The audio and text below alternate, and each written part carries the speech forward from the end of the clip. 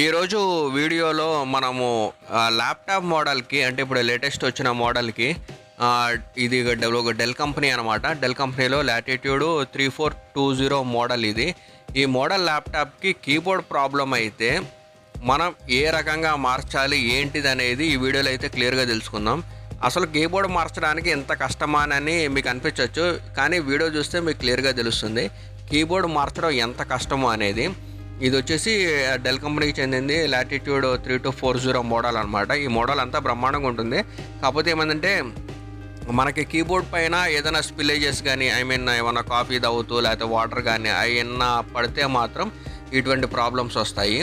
ఇటువంటి ప్రాబ్లమ్స్ని మనం ఎలా రెక్టిఫై చేసుకోవాలి, కీబోర్డ్ మార్చడానికి ఎంత పని ఉంటుందో ఈ వీడియోలో మీరు చూడొచ్చు, క్లియర్గా తెలుస్తుంది. ఫస్ట్ బ్యాక్ కవర్ అయితే ప్రీవియస్లో చేశాను కదా, బ్యాక్ కవర్ సింపుల్గా స్క్రూస్ అన్ని రిమూవ్ చేసేసి మీకు కంప్లీట్గా వీడియోలో అయితే చూపిస్తున్నాను. బ్యాక్ కవర్ రిమూవ్ చేసిన తర్వాత మనకి పార్ట్స్ అయితే ఇలా కనిపిస్తాయి అనమాట. ఆ తర్వాత బ్యాటరీ కనెక్టర్ అనేది ఫస్ట్ రిమూవ్ చేసుకోవాలి. చూసారా బ్యాటరీ కనెక్టర్ ఎంత పెద్దగా ఉందో, కనెక్టర్ కాదు బ్యాటరీ ఎంత పెద్దగా ఉందో. మనకి OnePlus మొబైల్స్లో ఉన్నట్టు డ్యూయల్ బ్యాటరీ టైప్లో ఇస్తారనమాట. ఎందుకంటే ఇది లాటిట్యూడ్ మోడల్ కాబట్టి వీటికి బ్యాటరీస్ అనేది అలాగే ఇస్తారు. కొంచెం అంటే డిఫరెంట్ టైప్లో ఉంటుంది బ్యాటరీ, రెగ్యులర్ బ్యాటరీ ఉన్నట్టు ఉండదు. ఇది మీరు కాంపోనెంట్స్లో చూసినారా battery, hard disk, processor, RAM అన్నీ కనిపిస్తాయి. చూసారా బ్యాటరీ 2 స్క్రూస్తో చూసి రిమూవ్ చేసేసాను. అన్నీ మన కాంపోనెంట్స్ రిమూవ్ చేసేటప్పుడు కంపల్సరీ పక్కన ప్రతి ఒక్క కాంపోనెంట్ స్క్రూస్ సపరేట్గా పెట్టుకోవాలి. ఎందుకంటే ప్రతి ఒక్క కాంపోనెంట్కి డిఫరెంట్ స్క్రూస్ ఉంటాయన్నమాట. ఇలాంటి ల్యాప్టాప్ మీరు ఏమైనా సర్వీస్ చేసేటైతే కంపల్సరీ ప్రికాషన్స్ తీసుకోవాలి. పొరపాటును కూడా ఇంట్లో మాత్రం ట్రై చేయమాకండి. ఎందుకంటే చాలా హార్మ్ఫుల్ అనమాట. టెక్నికల్గా స్కిల్స్ ఉండి అన్నీ మనకు నాలెడ్జ్ తెలిసినప్పుడే మనం ఇది రిమూవ్ చేసుకోవాలి. ఇది రిమూవ్ చేస్తున్నాం చూసారా, ఇది ఒకటి మనకి SSD అనమాట. మనకి ల్యాప్టాప్లో ఉండే SSD చూసారా ఎంత సింపుల్గా ఒక చిన్న చిప్ టైప్లో ఉంది. SSD screws separate, hard disk screws separate. దీంట్లో హార్డ్ డిస్క్తో పాటు SSD రెండు ఉంటాయన్నమాట. ఇప్పుడు నేను రిమూవ్ చేస్తున్న కనెక్టర్ వచ్చేసి LCD కనెక్టర్. ఇది LCD కనెక్టర్ చాలా స్మూత్గా రిమూవ్ చేయాలి. పొరపాటున ఏదైనా తేడా జరిగినా కానీ LCD మనకి డిస్ప్లే రాదు. చాలా క్రిటికల్గా ఉంటుంది ఇది కనెక్టర్. చాలా చిన్న కనెక్టర్ అనమాట. జాగ్రత్తగా రిమూవ్ చేసుకోవాలి. ఆ తర్వాత వైఫై అడాప్టర్ అయితే రిమూవ్ చేస్తాం చూడండి. ఇది చిన్న వైఫై అడాప్టర్, మనకు వైఫై వచ్చేది దీంట్లోనే అనమాట. ఇది వైఫై అడాప్టర్. కానీ కేబుల్ రూటింగ్ అనేది చాలా ముఖ్యం. మనకు ల్యాప్టాప్లో రిపేర్ చేసేటప్పుడు కంపల్సరీ కేబుల్ రూటింగ్ అనేది పర్ఫెక్ట్గా ఉండాలి. ఎటువంటి రూటింగ్ మిస్ మ్యాచ్ అయినా కానీ మనకి హీటింగ్ ప్రాబ్లమ్స్, నెక్స్ట్ వచ్చేసి అలైన్మెంట్ ఇష్యూస్, అటువంటి అన్ని ఇష్యూస్ వస్తాయి. అలా ల్యాన్ కేబుల్ రూటింగ్ అనేది చాలా నీట్గా నిదానంగా తీసుకోవాలి. పొరపాటున ఏదైనా తేడా జరిగినా కానీ మనకి ఇష్యూస్ అయిపోతాయి. ఇప్పుడు నేను రిమూవ్ చేస్తున్నాను చూసారా, రిమూవ్ చేసేది మొత్తం హింజెస్ అనమాట. మనకి ల్యాప్టాప్లో చాలా వీడియోస్లో చూస్తుంటారు, మీకు చాలా టెక్నికల్ వీడియోస్లో హింజ్ మూవ్ అవుతుంది అంటారు కదా, దీన్నే హింజ్ అంటారు అనమాట. ఇది హింజ్ అనేది ల్యాప్టాప్కి ఉండే బీజిల్స్కి ఉంటాయి. అంటే బీజిల్స్ అంటే అలా టెక్నికల్గా చెప్పాలంటే కొంచెం డిఫరెంట్ వర్డ్. అది రిమూవ్ చేస్తాను చూడండి. ఇది హింజెస్, మన చేతితో ఉంచాను కదా అది మెటల్ హింజెస్.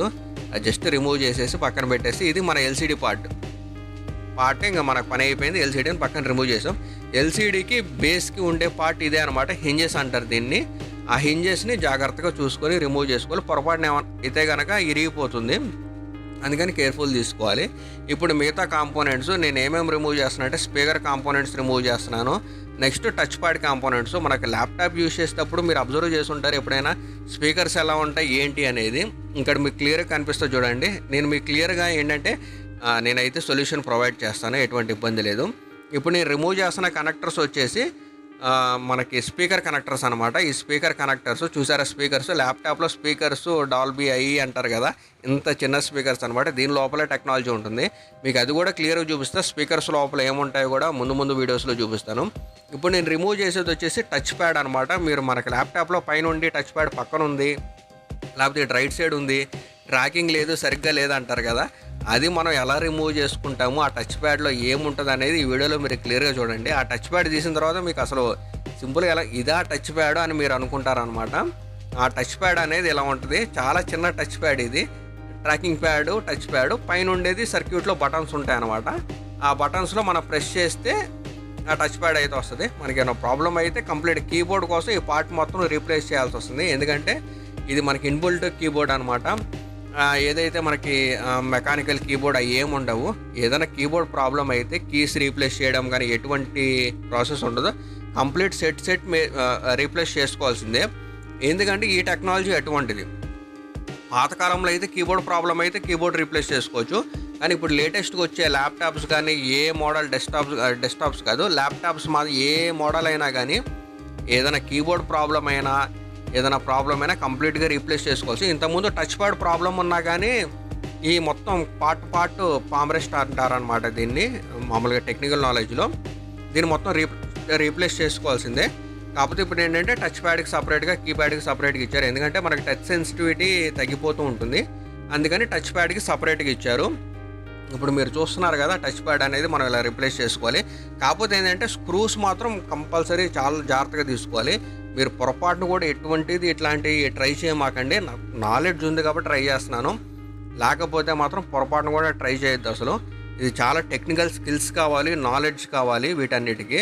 కాకపోతే ఏంటంటే మీకు ఎక్స్ప్లెయిన్ చేయాలి ఏది ఉంటుంది పార్ట్ ఏంటంటే. ఫిజికల్గా మనం రివ్యూస్ చూసేసి అవి చూసేసి కొనుగోసి అంటే అది ఓకే, ఫిజికల్ రివ్యూ ఓకే, ఇది బాగుంటుంది అని చెప్తారు.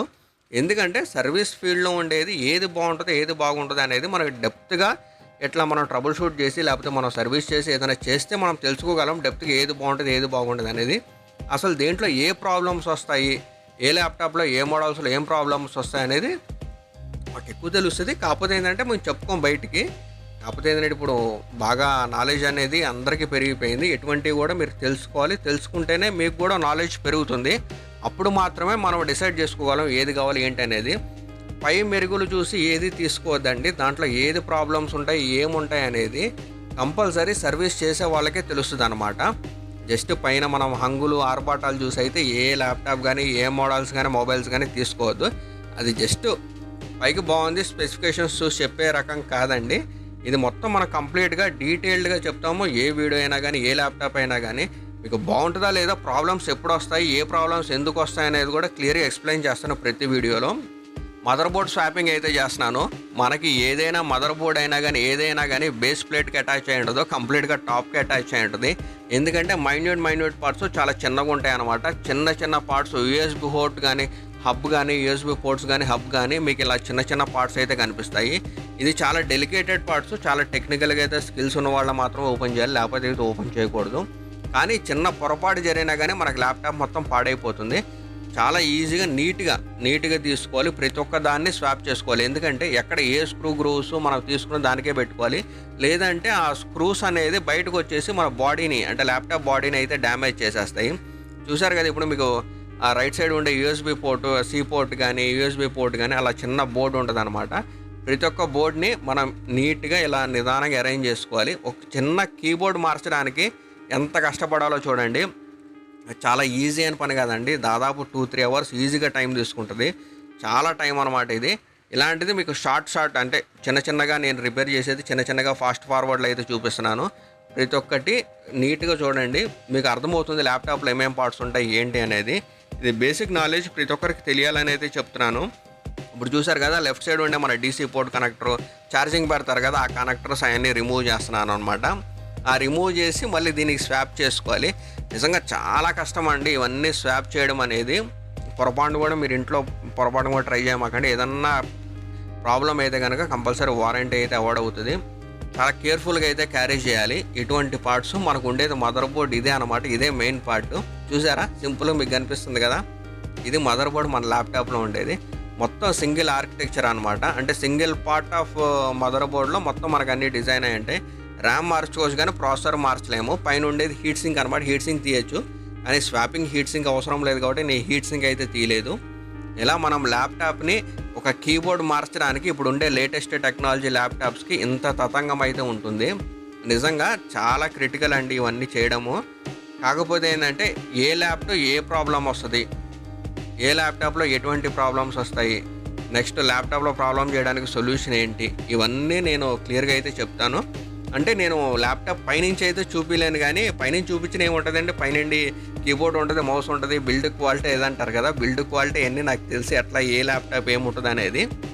అందుకని మీకు ఇలా ప్రతి ల్యాప్టాప్ వీడియోస్ అయితే క్లియర్గా వస్తాయి. బిల్డ్ క్వాలిటీ కాదు కదా, టెక్నికల్ స్పెసిఫికేషన్స్ కాదు కదా, మీరు ఎన్ని రోజులు వాడగలరో, దాంట్లో ఏం ప్రాబ్లమ్స్ వస్తాయి అవన్నీ క్లియర్గా అయితే చెప్తాను.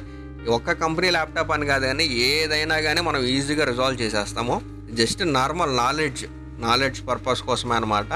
ఎటువంటి ల్యాప్టాప్స్లో ఏం ప్రాబ్లమ్స్ వస్తాయి, ఏదన్నా కావాలన్నా కానీ, మీరు ఒక ల్యాప్టాప్ సజెషన్ కానీ ఏదైనా కావాలన్నా కానీ కామెంట్ చేయండి, ఖచ్చితంగా అయితే నేను ఇస్తాను. ఇది మనం చేసే ల్యాప్టాప్ సర్వీస్ అనమాట. సర్వీస్ అయితే బాగుంటుంది, మీరైతే చెక్ చేయండి, మీ వీడియోస్లో చూస్తేనే మీకు తెలుస్తుంది. చూసారా, దీంట్లో ఎస్ఎస్డీతో పాటు హార్డ్ డిస్క్ కూడా ఉందన్నమాట. హార్డ్ డిస్క్కి కింద మీకు అటాచ్ చేయడానికి టేప్స్ ఉంటాయి, డబుల్ సైడెడ్ టేపు. ఎందుకంటే పొరపాటున స్క్రూస్ ఊడిపోయినా కానీ హార్డ్ డిస్క్ బయటికి రావడానికి, బయటికి వెళ్ళడానికి ప్రాబ్లం ఉండదు. ఇటువంటి స్క్రూస్ ఇవన్నీ మనం కేర్ఫుల్గా తీసుకోవాలి. కానీ మీకు వీడియో కంప్లీట్గా చూపిస్తే మీకు బోర్ కొట్టేస్తుంది. ఇట్లా మొత్తం కంప్లీట్గా మనం హార్డ్ డిస్క్ ఫిక్స్ చేసేసుకున్నాం. ఇంకా నెక్స్ట్ వచ్చేసి బ్యాటరీ ఫిక్స్ చేస్తాం. నెక్స్ట్ ఇప్పుడు ఎల్సిడి డిపార్ట్మెంట్ని అయితే ఫిక్స్ చేస్తున్నాం. ఎల్సిడి డిపార్ట్మెంట్ని ఇలా ఫిక్స్ చేసుకోవాలి. ఇలా ఫిక్స్ చేసుకున్న తర్వాత స్క్రూస్ అన్నీ యాస్టీస్గా ఫిక్స్ చేసుకొని ఇప్పుడు కంప్లీట్గా మనకి ల్యాప్టాప్ అయితే రిపేర్ అయిపోయింది. రిపేర్ అయిపోయిన తర్వాత ఆన్ చేసి చూద్దాము. ఇప్పుడు ల్యాప్టాప్ కంప్లీట్గా రిపేర్ అయిపోయింది కాబట్టి ఇప్పుడు చూడండి, రిపేర్ అయిపోయిన తర్వాత జస్ట్ మనం ఆన్ చేద్దాం. ఇలాంటి మోర్ వీడియోస్, ఇట్లాంటి టెక్నికల్ వీడియోస్కి ఏదైనా ప్రాబ్లం ఉన్నా కానీ, ఏదైనా మీకు ఏమైనా డౌట్స్ ఉన్నా కానీ కామెంట్ చేయండి. మన ఛానల్ అయితే సబ్స్క్రైబ్ చేసుకోండి. ప్రతి ఒక్క వీడియో, ప్రతి ఒక్క ల్యాప్టాప్ డీటెయిల్స్తో సహా ఈజీగా మీకైతే